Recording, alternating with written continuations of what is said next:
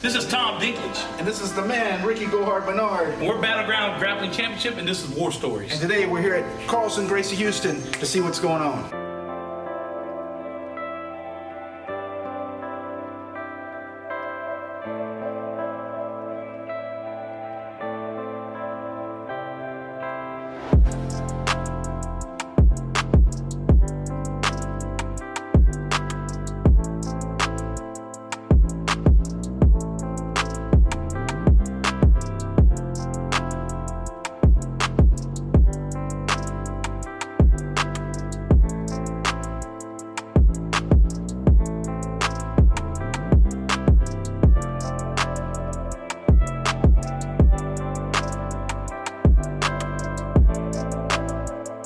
Man, not only are they an awesome school, but they also are the home of the one-stop fight shop ran by Team Bailey. Come on.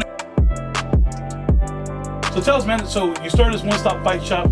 I know that y'all getting it going. Y'all all over the place. I know you travel a lot because Team Bailey, they fighting all over the place. What made you want to start a fight shop and get everything going? Just coming up in the gyms, not having what you want. You know, it's a little frustrating when you're at an academy and you need a gi, and so much easier to go behind that counter and buy a gi versus going online to find it. So I'm gonna make sure it's here.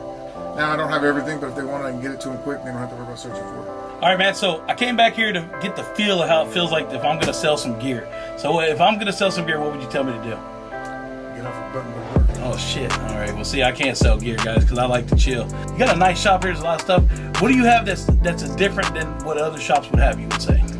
Me. Oh, man, Team Bailey. Hey, this is Jared Chafee, the owner of Carlson, Gracie, Houston, and I just want to say welcome to my gym. Beautiful facility, man. You got a lot of good stuff. Tell us, man, tell us about your jiu-jitsu journey, how you got started.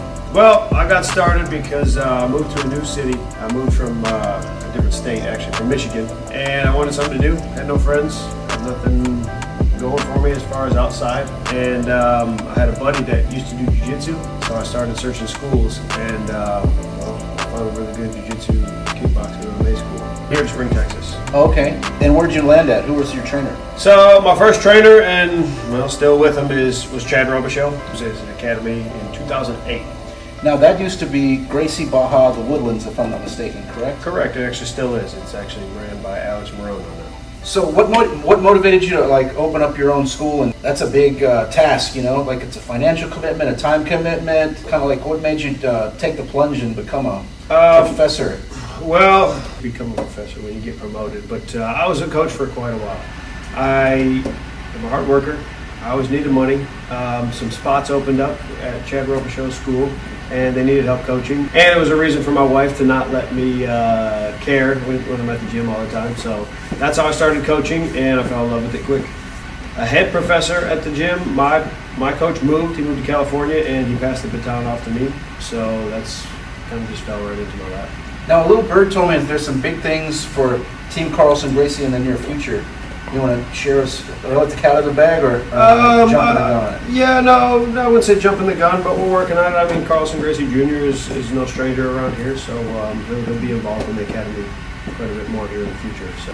And like competition-wise, what's on the agenda this year, this upcoming competition season? What are you guys involved in? We're a little selective, you know. There's certain tournaments that we like and certain ones that we kind of stay away from. And we have a few IBJJF things coming up, but the next big one that the team's gearing up for is actually the Battleground tournament. So, Battleground. Well, there's certain tournaments that we like to do for a couple of different reasons. We like how they run. We like the people that we're involved in. We like the people that run the show. And it's just a benefit to be close with some of the promoters. And also, selecting just one or two or just a few a year is good because the team gets to train together, everybody gets to prepare together. So if there's more unity, and instead of me getting ready for this one, that one, this one, and just random ones all the time, it's better for the team to kind of set goals at certain ones. You have a great competition team, I know, because y'all been to all tournaments. Y'all, a lot of good, great competitors, world class. And you yourself, you are a competitor yourself. Because not only have I seen you on the big stages and also at the IBJJF, but you also fought in one of our big matches, a black belt match, and we had a cash match. Y'all get ready for those. And, you know, so how does that translate over for you for like when you're working with your guys and you're saying, hey guys, I'm going into this fight with you? Do you normally say, hey, I'm going to be in this competition with y'all? Or are you more of a background guy? How do you work in that? Man, I just let them know I'm right next to them. Yeah. I'm side by side. Yeah. Well, man. We're in this together. Story time! So I was asked to share a war story, and man, I got plenty of them. I lost count of how many competitions I've done, but the appropriate setting would be a good story for the first time I competed. And I was pretty good. I was decent. I was probably 22 years old. I was wanting to get into competition. They said, you know what, you need to start with jiu-jitsu. Before you fight or do any kind of kickboxing, let's do a jiu-jitsu tournament. Said, what belt were you at this time? I was white belt, okay? And man, I thought I did pretty good. I was beating blues, maybe catch a purple or something. I was young, hungry, and probably just used a lot of muscle and energy. That's all you got. This is all in the gym before the tournament, Oh, for sure, because right? I never competed. So I signed up for it. I walk into place, and you feel the energy of the room, and you smell the stink of the room. Okay, I seen the table there with the gold medals. I said, you know what, I'll be there. See you in a minute. Just sit tight. I'm on my way. So I see my bracket. Everybody's same size. I see this guy. He looks kind of strong. He got 2 stripes on his belt, and I'm thinking I got 3. Nah, he's only got 2. He's nothing. Okay. So I watched a couple matches before I went, and it was my turn. I seen the guy I'm going against, and we shake hands, and man, I gave it everything I had.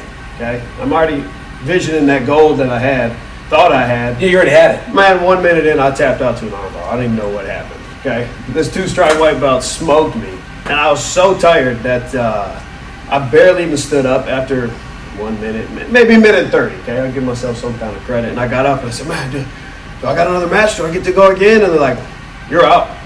That's it. I paid for this. That's it. Man, I was so tired. I drove home and I slept for like 6 hours. It might have been 7 hours. I was exhausted. I've never been so tired my whole life. So everybody that thinks they're going in for the first one to win a gold medal. It's really no way to explain it if you haven't experienced it. Oh, the And you adrenaline can dump. practice room is one thing and competition is another. It's like you said, the adrenaline dump. I remember my first match as well. I was so freaking exhausted. It went the whole 5 minutes, I think the round was, but I literally walked outside and threw up.